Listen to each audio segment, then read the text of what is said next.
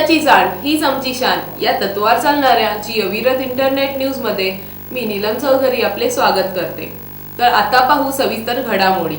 कल्याणात महिलांसाठी विशेष रांग, पोलीस उपायुक्त रश्मी करंदीकर यांनी केला शुभारंभ।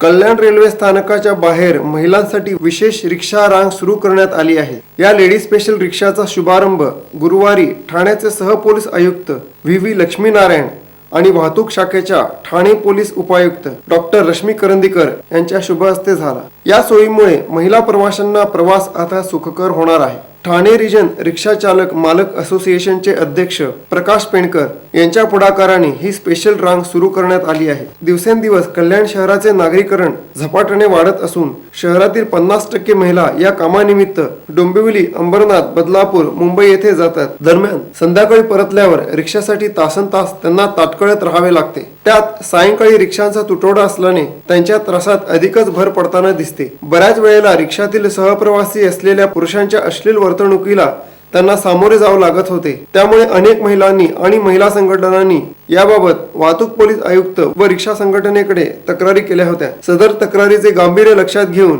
ठाणे रिजन रिक्षा मालक चालक असोसिएशन आणि वाहतूक पोलीस यांनी कल्याण रेल्वे स्थानकाच्या बाहेर महिलांसाठी विशेष रिक्षा रांग सुरू केली आहे। सदरहू लेडी स्पेशल रिक्षा महिलांना सायंकाळी 5 ते 10 या कालावधीत रेल्वे स्थानक परिसरातून बिर्ला कॉलेज, योगीधाम, घोलपनगर, गौरीपाडा, कल्याण आरटी ऑफिस रोड, प्रेम ऑटो रोड आदी ठिकाणी उपलब्ध होणार आहे। तसेच इतर शहरातही महिलांसाठी अशाच प्रकारे लेडी स्पेशल रिक्षांची रांग सुरू करण्यात येणार आहे, अशी माहिती उपायुक्त डॉक्टर रश्मी करंदीकर यांनी पत्रकारांना दिली। श्री लक्ष्मीनारायण सरांची संकल्पना आहे।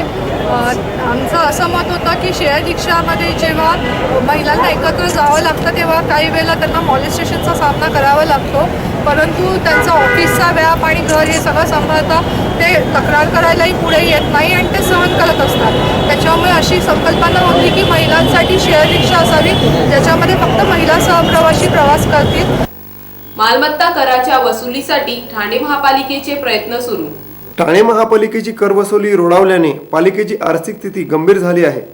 यावर मात करण्यासाठी मालमत्ता कर थकबाकीदारांना 2% दंडाच्या प्रशासकीय आकारात सूट देण्याचा निर्णय महापालिका प्रशासनाच्या विचाराधीन आहे। या आर्थिक वर्षात मालमत्ता कराची थकबाकी 86 कोटीची आहे। यामध्ये निम्मी थकबाकी एकट्या मुंबऱ्याची आहे। मालमत्ता कराचे 335 कोटीचे उद्दिष्ट साध्य करण्यासाठी प्रशासकीय आयकर रद्द करण्याबरोबरच थकबाकीदारांना कर सवलतीचे आमिष दाखवण्याची नामुष्की पालिकेवर ओढवली आहे। यावर्षीचा संपूर्ण कर भरणा एकरकमी केल्यास प्रशासकीय आयकर माफ करण्याचे प्रशासनाने ठरवले आहे। या आर्थिक वर्षाच्या सुरुवातीला 95 कोटी मालमत्ता कर थकबाकी, 86 कोटी प्रशासकीय आयकर असे एकूण 239 कोटीची थकबाकी आहे। तिजोरीत खडखडाट असल्याने गेल्या अनेक वर्षापासूनची मालमत्ता कराची रक्कम वसूल करण्यासाठी ही सवलत दिली जात आहे। डिसेंबर अखेरपर्यंत थकीत रक्कम आणि चालू वर्षाचा कर रक्कम भरणाऱ्यांना 100% प्रशासकीय आयकर माफ केला जाणार आहे। जानेवारी पर्यंत मालमत्ता कराची चालू आर्थिक प्रशासकीय आयकराची 25% रक्कम भरणाऱ्यांना 75% माफी, फेब्रुवारी पर्यंत भरणाऱ्यांना 50% माफी, तर मार्च अखेरपर्यंत मालमत्ता कर भरणाऱ्यांना प्रशासकीय आयकरात 25% सवलत देण्याचा प्रस्ताव पालिका प्रशासनाने तयार केला आहे। आंतर महाविद्यालयीन मुष्टियुद्धाचे आयोजन। मुंबई विद्यापीठाच्या मान्यतेने कल्याणच्या लक्ष्मण देवराम सोनवणे महाविद्यालयात आंतर महाविद्यालयीन मुष्टियुद्ध स्पर्धेचे आयोजन केले आहे। 20 ते 24 डिसेंबर दरम्यान महाविद्यालयाच्या प्रांगणातच ही स्पर्धा होणार आहे। या स्पर्धेमध्ये बिर्ला महाविद्यालय, आदर्श महाविद्यालय, अग्रवाल महाविद्यालय, सोनवणे महाविद्यालय, बेडेकर महाविद्यालय व इतर मुंबई परिसरातील महाविद्यालयांचा सहभाग होणार आहे। पहिले सभापती चंद्रकांत भोईर यांच्या आठवणींना मिळाला उजाळा।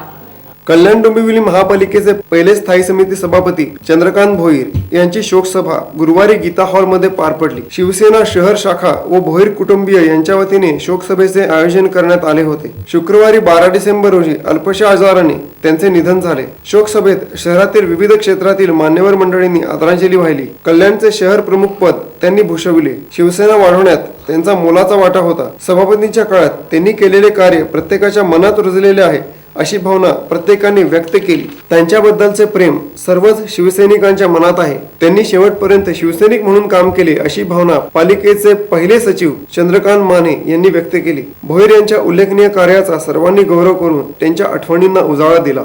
तर याच बरोबर हे बातमीपत्र संपले। नमस्कार।